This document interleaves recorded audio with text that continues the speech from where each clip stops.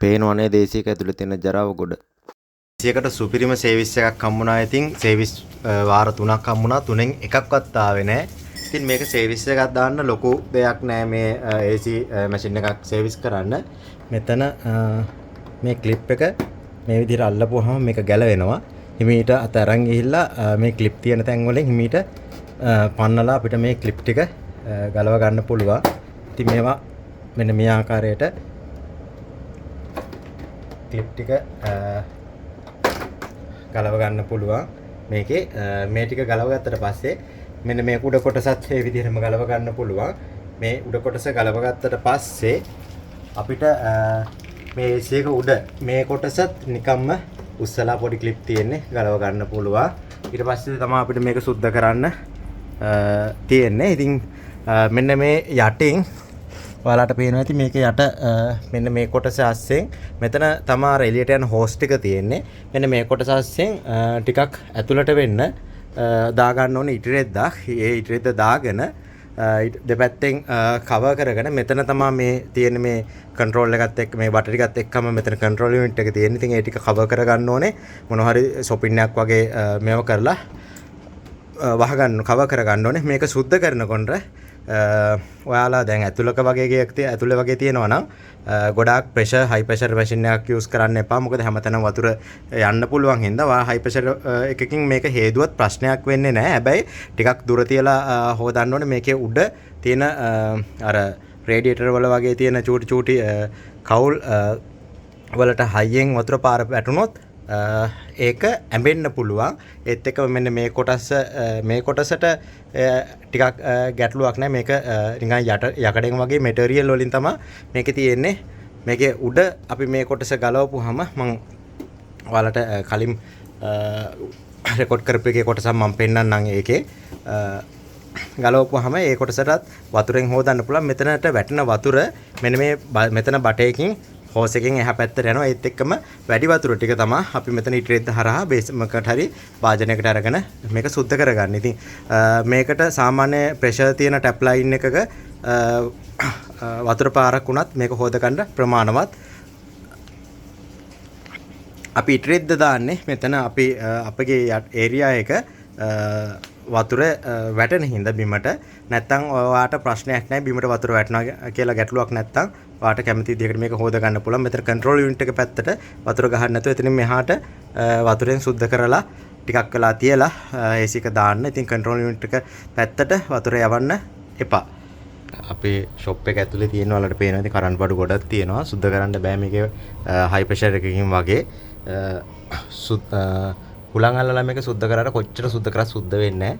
මේක හොදන්න පුළුවන් නම් ගොඩක් වටිනවා. ඉතින් ඔයාලට පේනවා ඇති මේකේ දැන් මේක අපිට මේකේ තියෙන ඩස්ට් එක දැන් අපි මේක නිකන් වතුර ඇල්ලුවොත් එහෙම අපි මේ බිම වැටලා හැමතැනම ජරා වෙනවා. ඒකින්ද ඔයාලට පුළුවන් අඩි 4 විතර වගේ ඒ කියන්නේ අඩි 2 වගේ ඉටිරෙද්දක් අරගෙන ඒක පළලා අඩි 3ක් විතර 3ක් 4ක් විතර වගේ දිගට ඒක අරගෙන මෙන්න මේ විදිහට මේක AC එක අස්සෙන් බස්සලා ඔයාලට බලන්න පුළුවන් මේකේ මේ වැටෙන ජරාව මම කීප සැරයක්ම සුද්ධ කරලා මේ තියෙන්නේ නේ.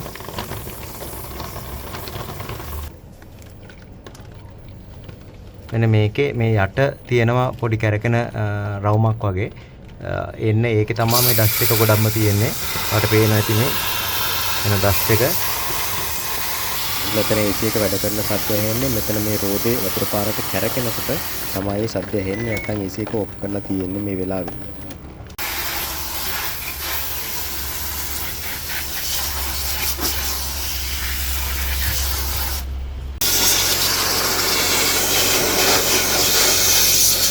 අපි මේකේ වටේ ඉටිරෙද්ද හිමීට ගලවන්න ඕනේ.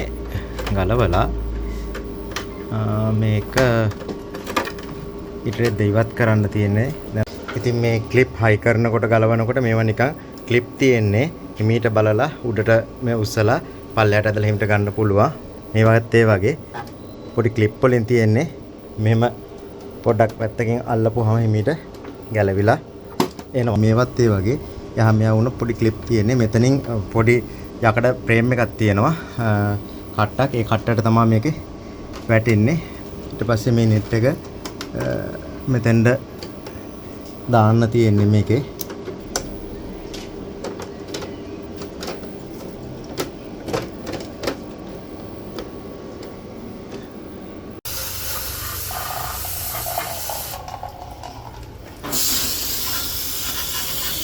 මේක නම් කලින් සුද්ධ කරා.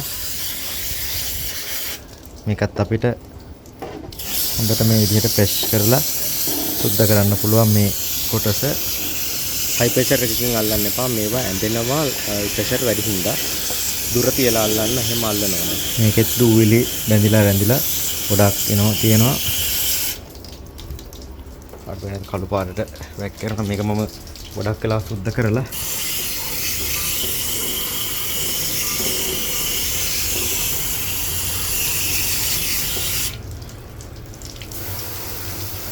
සර්විස් කරලා ඔක්කොම කරලා ඉවරනට පස්සේ පැය කීපයක් තියලා මේක දාන්න. එතකොට වතුර ඔක්කොම වේලලා යනවා. AC එක සුද්ධ කරලා පැයකට විතර වගේ පස්සේ තමයි මේක දැම්මේ මම. මේ හොඳ හුළඟක් තියෙනවා. හොඳ සීතල හුළඟක් තියෙනවා. 29 දාලත් හොඳට කූල් එක තියෙනවා. අර බලා ගන්න පුළුවන් මේක හුළඟට මූව් වෙන විදිය.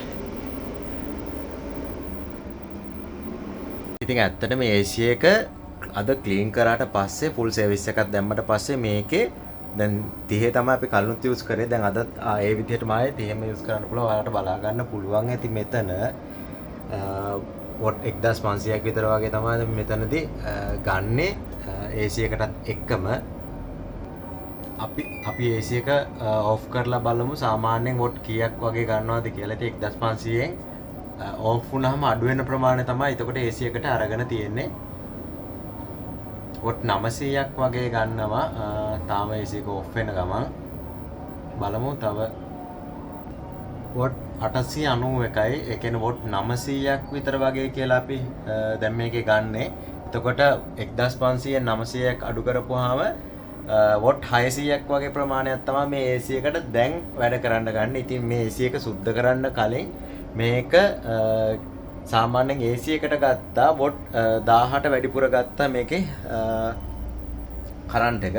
මොකද එතකොට අපේ මෙතන වොට් 1800 වොට් 2000ට විතර වගේ කිට්ටුව ගියා. අනිත් එක අපේ බැටරි එකේ ස්ටෝරේජ් එක එහෙම මේක ඉක්මනට බැහැලා ගියා. දැන් AC එකට දැන් වැඩ කරන්න ගන්නේ කිලෝ ඒ කියන්නේ වොට් 600ක් 700ක් විතර වගේ තමයි AC එකට ගන්න.